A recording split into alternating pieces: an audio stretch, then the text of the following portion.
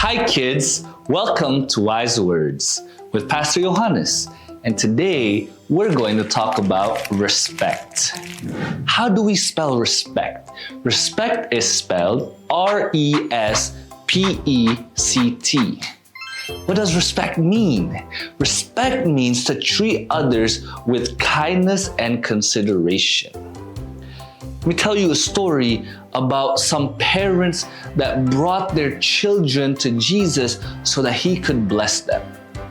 The disciples told the parents, "Go away! No, Jesus is too busy. We can't have these children come." But Jesus said to them, "Let the little children come, and do not hinder them, for the kingdom of heaven belongs to little kids." Jesus showed respect to the children by valuing them and spending time with them. Remember, there are several characteristics of respect. How do you treat someone with respect? You treat them by being kind. You treat them with respect by listening to them. You treat them with respect if you are polite, using please, thank you, permisi, right?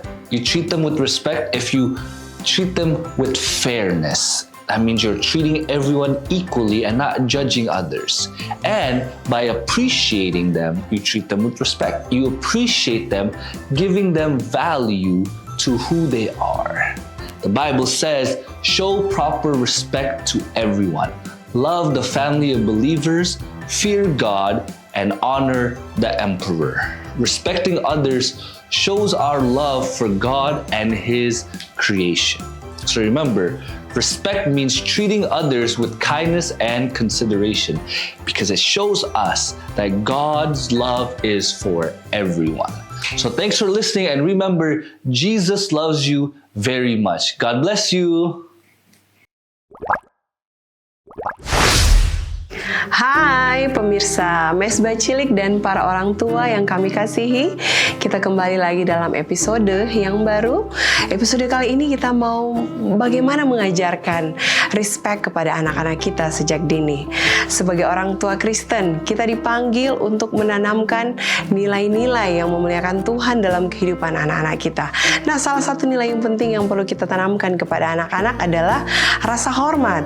Rasa hormat ini adalah dasar hubungan yang sehat, baik dengan Tuhan, sesama, maupun dengan diri sendiri.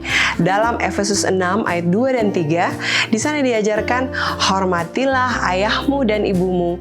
Ini adalah suatu perintah yang penting, seperti yang nyata dari janji ini, supaya kamu berbahagia dan panjang umurmu di bumi.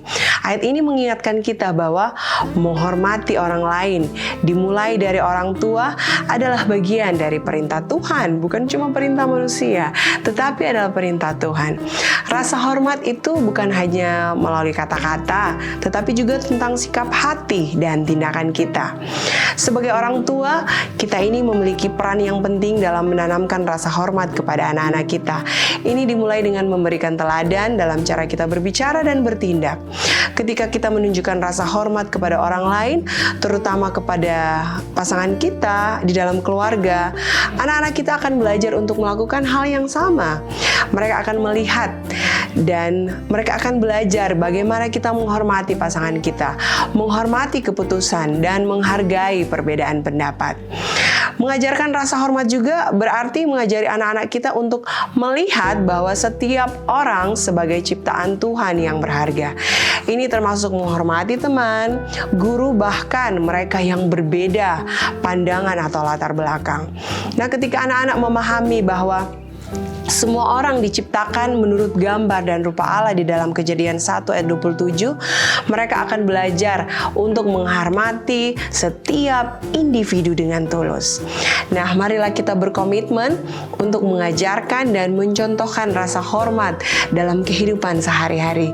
Dengan demikian, kita bisa membantu anak-anak kita untuk menjadi pribadi yang menghargai dan menghormati orang lain sekaligus memuliakan Tuhan melalui sikap dan tindakan memuliakan mereka.